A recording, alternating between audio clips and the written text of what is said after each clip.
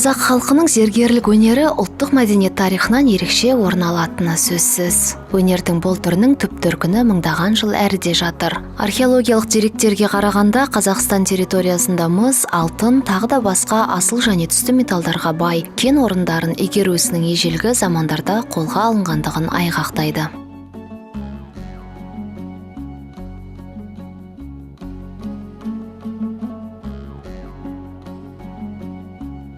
Ұлттық дәстүрлі қолөнер ішінде мән мазмұны жағынан да аса бай, шоқтығы биік тұрғаны зергерлік өнер. Зергер болу киелі де қасиетті өнер ретінде саналған. Сондықтан да болар, ел ішінде зердің жайын зергер білер, аңның жайын мерген білер деп босқа айтылмаса керек. Оған біріншіден табиғаттан дарыған тума талант керек болса, екіншіден ол атадан балаға немесе ұстаздан шәкіртке ауысып отыратын тылсым сыры бар. Халықтың тарихымен, салт дәстүрбен байып отыратын қастерлі кәсіп.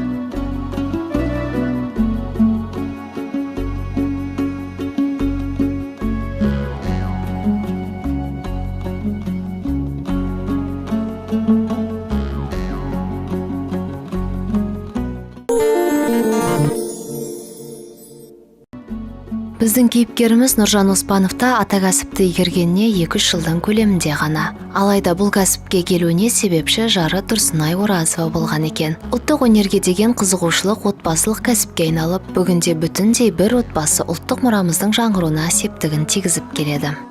Біз отбасымызбен қолөнермен айналысамыз. Ең бірінші мамамнан басталды, шешемізден, өзіміздің. Ол мектеп мұғалімі болып, одан искусствовед деп айтып жатады ғой, сондай пәннің мұғалімі болды. Қазақ, именно осы біздің қазақ салт дәстүрін болашақ ұрпаққа үйретіп отыр.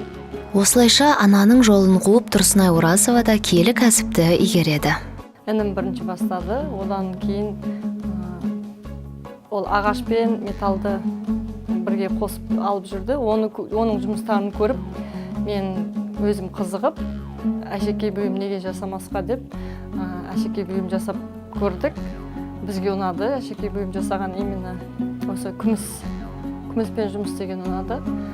Неге дегенде бұрыннан бізде ата-бабамыз күмісті көп қолданған, күмістің өзінің бір қасиеті бар.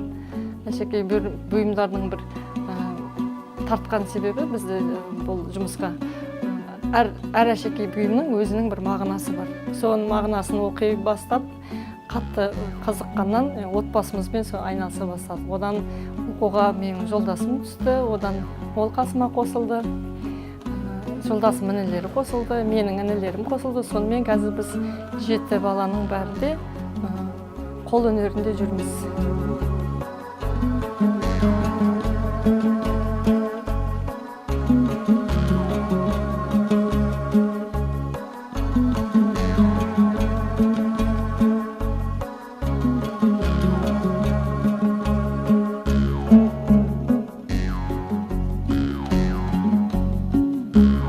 Нұржан зергер қысқа мерзім ішінде бұл өнердің қыр-сырын меңгеріп, бүгінгі күні шәкірт тәрбиелеп келеді. Зергер біздің бағдарламаға арнайы қазақтың салт дәстүрінде ерекше орын алатын жүзік әшекей бұйымын жасалу тәсілін көрсетпек.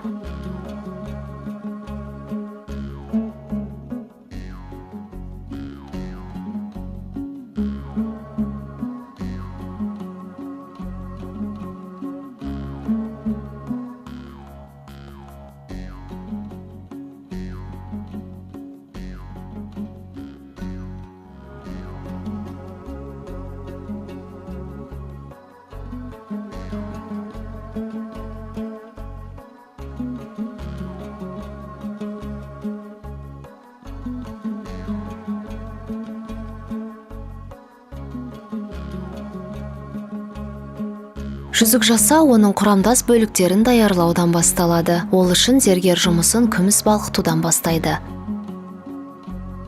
Күміс 1000 градуста балқиды. Кейін дайын болған кесек күмісті жұқартып, керекті өлшемге келтіріп жалпайтады.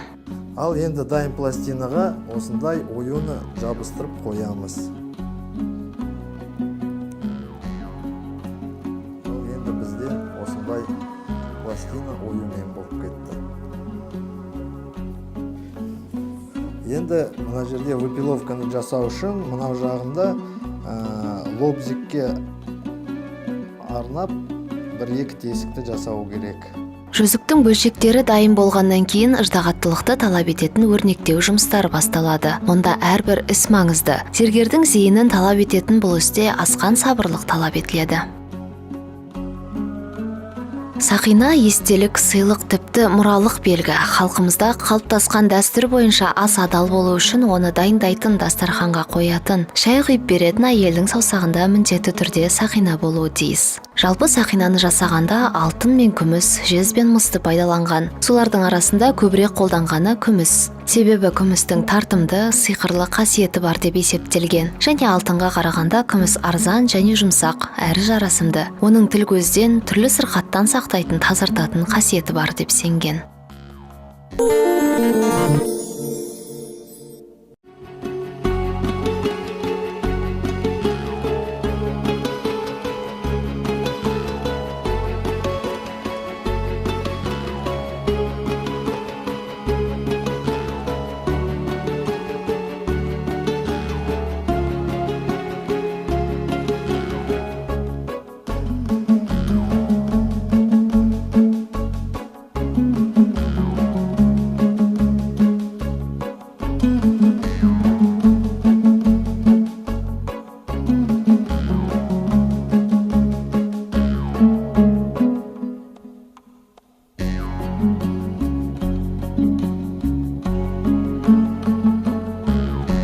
Осылайша әшекей бұйым жасаудың әрбір сатысы өз кезегімен орындалып, әшекей бұйым, яғни сақина соңғы бейнесіне жетті.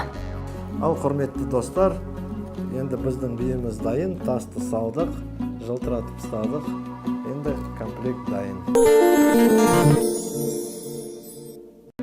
Зергерлердің пайдаланатын шикізаты күміс металы тегіннен таңдалған жоқ. Себебі күміс әдемі әшекей бұйым ғана емес, иесін қорғайтын тұмар, диагноз қойушы, тіпті емші де бола алады.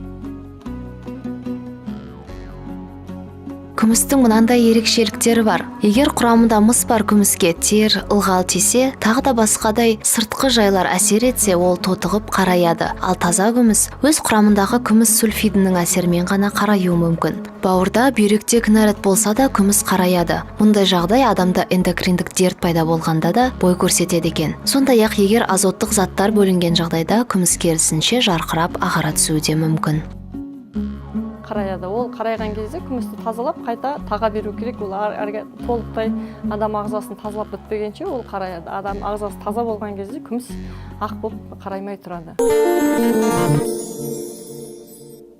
Зергерлік өнер ауқымы жағынан шағын болып көрінгенмен өте нәзік те күрделі өнер. Қиындығы ине мен құдық қазғандай демекші, ісмерлікпен қоса ыждағаттылықты қажет етеді. Зергер көбінесе әйел қауымының әшекейлі сәндік бұйымдарын шеберлікпен, зор талғаммен жасай білген. Күміс зергері болу үшін адамда біріншіден ынтасы болу керек, және де сабырлық керек, майда жұмыс қой бұл. Және де дарыны болу керек, сурет сала алатын. Ол кезде жасаған бұйым, әшекей бұйымымыз өте әдемі шығады. Әшекей бұйымдары арқылы әр халықтың өзіндік сыр сипаты, өнерге деген көзқарасы, ұлттық тағылымы мен қоршаған ортаға деген ұғым түсінігі байқалып тұрады. Осы тұрғыдан алып қарағанда, қазақ зергерлік өнерінің де өзіндік ерекшеліктері бар. Темірден түйін түйіп қана қоймай, ұлттық өнеріміз арқылы өскелең ұрпаққа салт дәстүріміз жайлы ақпарат қалдырып отыратын зергерлерге атқарылатын жауапкершілік жоғары.